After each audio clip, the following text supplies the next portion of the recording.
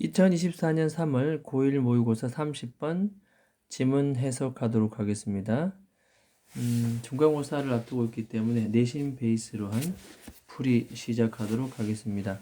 30번 문제는 3점짜리 낱말 문제이고 이것을 보니까 주제문이 상당히 두드러져 있고 그의 동일한 맥락 선상에서 어휘 문제도 출제 가능하고 그리고 여러 가지 복잡한 문법 구조로 이루어진 그래서 이 지문은 상당히 문제 출제하기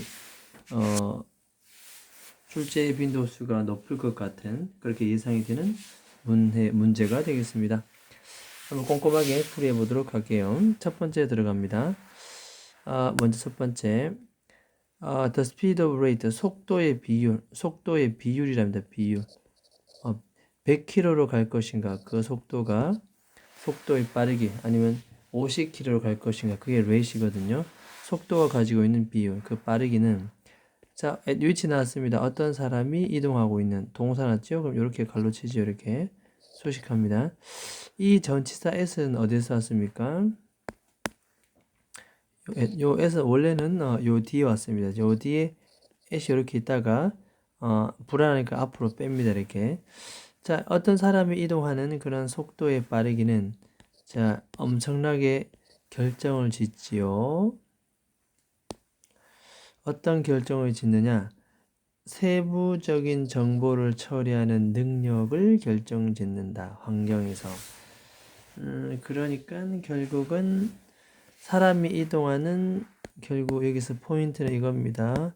사람이 이동하는 그 속도의 빠르기는 결정짓는다는 말은 결국 뭐다? 환경의 세부적인 정보 처리 능력 이렇게 되겠죠. 환경에서 세부적인 정보 처리 능력을 결정짓는다. 상당한 영향을 미치고 있다.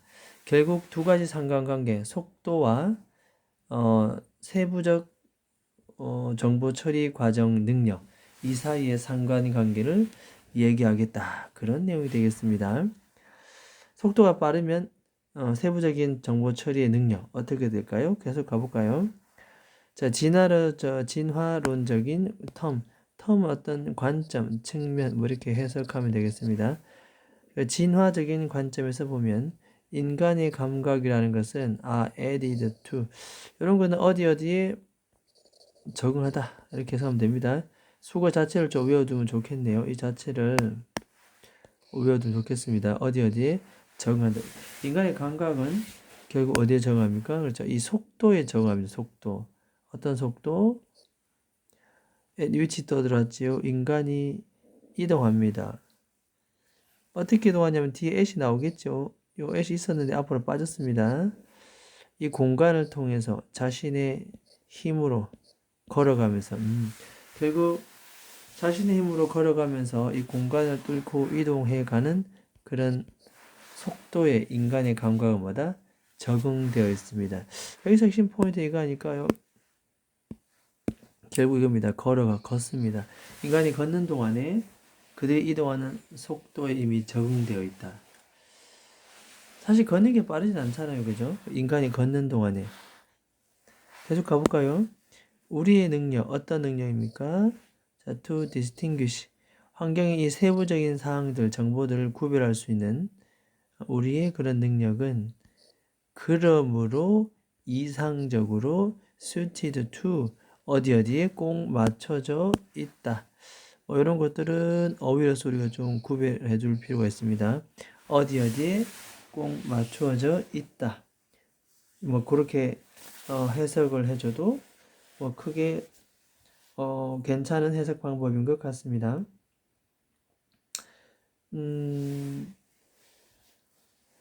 결국 그러니까 보니까 그러므로 환경에서 세부적인 정보를 구별하는 우리의 능력은 다음과 같은 이상적으로 다음과 같은 것에 맞추어져 있다. 다음과 같은 것에 적응되어 있다. 다음과 같은 것에 적합하다. 한번 적어볼까요? 그냥 스위트 원래 스위트가 꼭 맞는 여기서는 적합한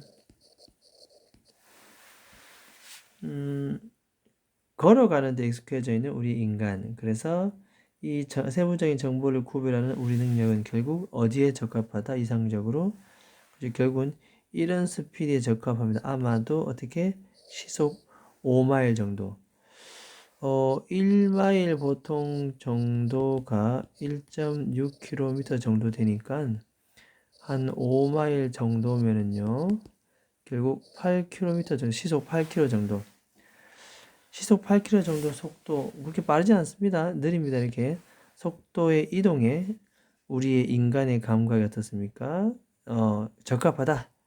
이렇게 되죠. 인간은 이 스피드에 굉장히 적합하고, 그렇게 이동하면서 세부적인 정보를 얻을 수가 있다. 뭐, 이렇게 맥락을 잡아가면 되겠습니다. 자, 그 아래는 무슨 내용이 나오느냐?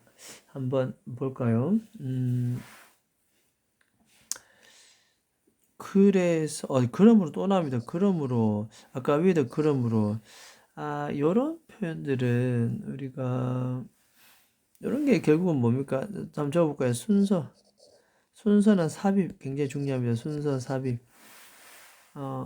왜냐면은, 이게 좀 보니까, 걸어가는 건 속도가 빠르지 않잖아요. 이렇게 이어집니다. 이렇게 이어지기 때문에, 그래서 우리가 이 2번 문장과 이 3번 문장 순서 삽입 다 괜찮겠습니다. 문장 끼워 넣기. 걸어가는 데 적합해져 있다. 그래서 우리는 5마일 정도에 아주 적합하다. 우리가 구별하는 능력은 5마일 정도와 적합하다. 그래서 이 부분도 우리가 순서 삽입 괜찮겠습니다. 그러면서 그대로 이어지는 내용이 다음과 같은 내용이 되겠네요. 그러므로 모토리스트. 자, 모토리스트는 그냥 운전자입니다. 자동차 운전자. 걸어가는 것에 익숙해져 있고 거기에 우리 구별 능력이 적합하다. 자, 그러므로 운전자, 즉 길거리에서 가장 빠른 유저들은 뭡니까? have much more. much는 비교급을 강조입니다. 강조하기 싫으면 생략해도 됩니다. 훨씬 더 어떻습니까? 제한된 능력을 가지고 있다. 왜 그럴까요? 걸어가는 시속 5마일 정도에 적합하고 우리는 거기에 맞추어져 있는데 당연히 운전자는 그거보다 훨씬 더 빠르지요. 그러면 정보를 습득하는 데 있어서 그 능력이 어떻습니까? 현저하게 떨어지겠죠. 그래서 길을 가다가 세부적 정보를 처리하는 어떤 능력? 상당히 제한된 능력을 가질 수밖에 없다. 자, 그러면 이런 걸 같이 이렇게 표시해 둡니다. 이런 거 별표 쳐볼까요? 별표 2개. 이게 바로 어휘 문제 출제 가능성이 있는 부분입니다. 제한된 능력을 갖고 있다. 훨씬 더 빠르면 정보 처리 능력이 떨어지겠죠. 즉, 다시 말해서 운전자들은 단순히 뭘 가지고 있습니까? 디자인의 세부적인 것들을 감상하는, 이 appreciate가 보통 감상하다는 뜻입니다. 감상할 수 있는 충분한 시간과 능력을 가지고 있다. 반대되겠지요. 자, 이 enough 자리에 바로 뭐가 들어옵니까? 요런 리미터와 같은 요런 말이 들어야 되겠죠.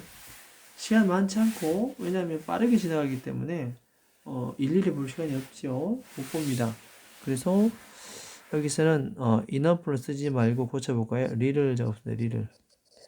훨씬 더 작은 시간과 능력을 가지고 있다.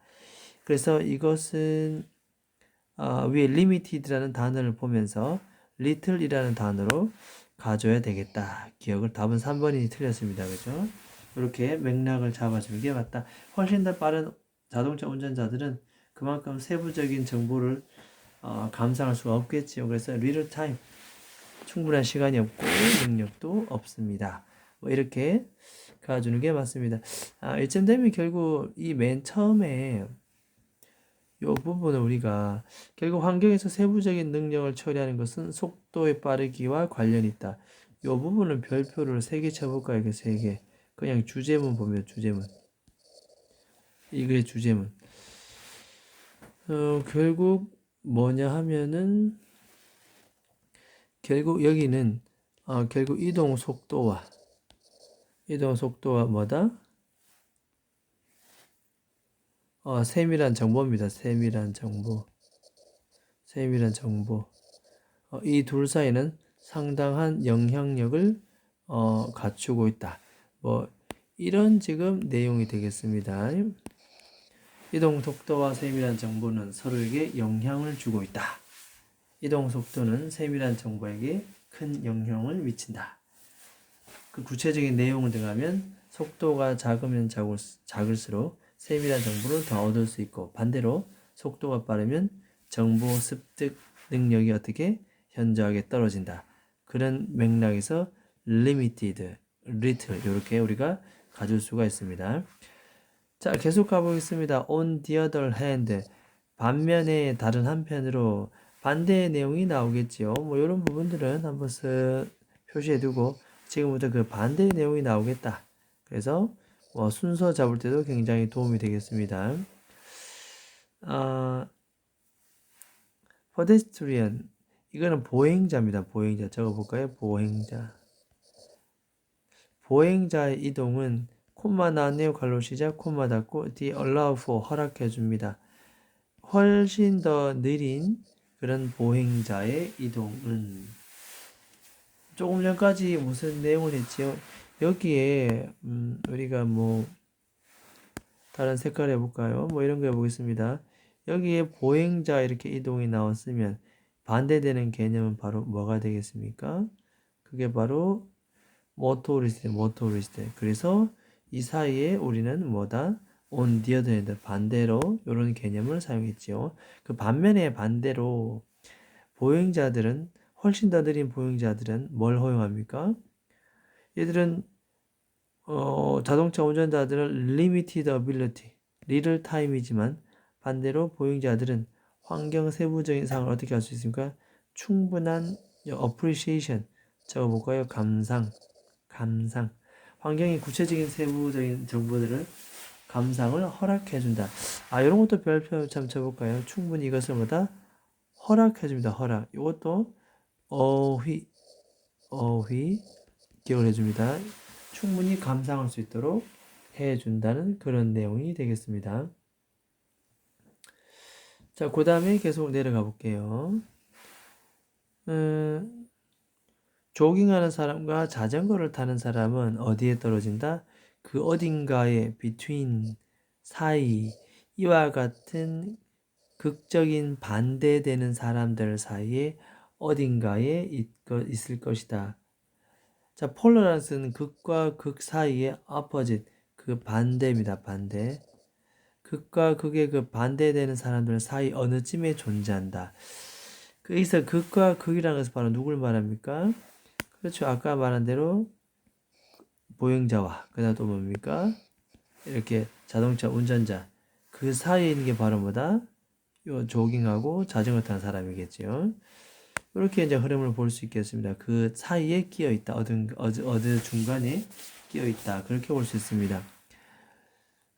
왜냐하면 이 자전거 조깅하는 사람들은 보행자보다는 훨씬 더 빨리 이동하지만 그 속도의 비율, 소위 빠르기라고 하는 것이